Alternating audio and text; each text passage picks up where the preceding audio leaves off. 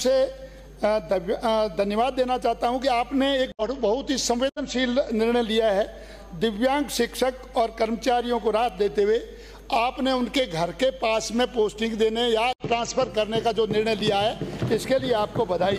एक और आश्वासन चाहूँगा कि लंबे समय से पिछले कार्यकाल में डेप्यूट किए हुए हमारे गांवों से उठा करके शिक्षकों को डेप्यूट कर दिया गया है दूसरी जगह, उनको वापस लगाने के लिए आश्वासन चाहते हुए मैं प्रश्न पूछता हूं। माननीय अध्यक्ष महोदय, ये बहुत बड़ा विभाग है। राज्य के 8 लाख कर्मचारियों में से 4 लाख कर्मचारी सिर्फ और सिर्फ शिक्षा विभाग में, और आप शिक्षा मंत्री रह चुके हैं। 13 से 18 के बीच में आपका कार्यकाल रहा है और उस कार्यकाल में क्या क्या मैं आपको निवेदन कर रहा हूं। आपने एक स्पष्ट नीति बनाई थी और उस स्पष्ट अध्यापकों का स्थानांतरण किए गए थे। डार्क जोन से भी आपने स्थानांतरण किए थे। 2008 से पहले वाले शिक्षकों को जो नियुक्त थे उनको भी आपने स्थानांतरण किया था और स्थानांतरण किए गए अंतर जिलों के लिए ट्रांसफर की आपने स्पष्ट नीति बनाई थी। आपने जिले के अंदर की स्पष्ट नीति बनाई थी। तो मैं माननीय मंत्री जी से पूछना चाहता हूं कि आप इसी प्रकार की कोई नीति बना करके पिछले 5 साल में इस सरकार ने इन शिक्षकों के कल्याण के लिए, इनके ट्रांसफर के लिए कोई काम नहीं किया और अपने आप से लड़ाई में लगे थे। मैं आपसे निवेदन करता हूं मंत्री जी से कि क्या आप उन शिक्षकों के दर्द को समझते हुए तृतीय श्रेणी शिक्षकों के स्थानांतरण की नीति बना करके उनका स्थानांतरण करना चाहते हैं अथवा नहीं? प्रश्न पूछो। नहीं तो क्यों? माननीय मंत्री जी। माननीय अध्यक्ष महोदय, माननीय सदस्य ने कहा है कि दिव्यांगों को हम घर के नज़दीक रखेंगे। इसमें आंशिक सच है।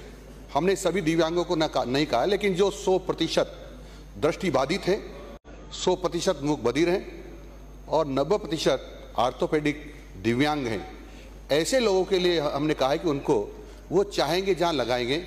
यदि वहाँ रिक्त स्थान नहीं होगा तो उसके नज़दीक में लगाएंगे, परंतु ऐसे सब लोगों के लिए हमने ऐसा निर्णय लिया और इस प्रकार से अभी हम लगा रहे हैं। माननीय सदस्य की जो भावना थी ये थी कि बहुत सारे डेपुटेशंस किए हुए हैं। ये सच है कि राजस्थान भर में हज़ारों की संख्या में अनावश्यक डेपुटेशन किए हुए थे।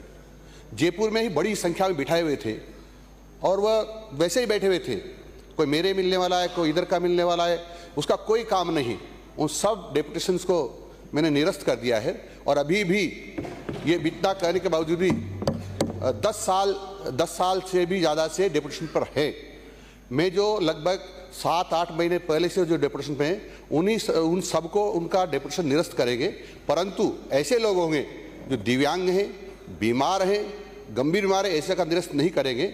और यदि क्योंकि कई सारी संस्थाओं में उनको डेपुटेशन पर भेजना पड़ता है तो उनकी ज़रूरत भी होती है, परंतु जो लंबे समय से उनका स्लोली फेज वाइज डेपुटेशन निरस्त करेंगे ताकि उन संस्थाओं का काम भी चलता रहे और डेपुटेशन भी निरस्त हो जाए। तो इस पर अनावश्यक रूप से जो डेपुटेशन में बैठे हुए हैं उनको हम तुरंत ही प्रभाव से उनका डेपुटेशन निरस्त करते हैं। अगला प्रश्न है श्री भीमराज भाटी। अध्यक्ष दूसरा मेरा एक ही प्रश्न पूछा, सिर्फ एक प्रश्न हुआ मेरा।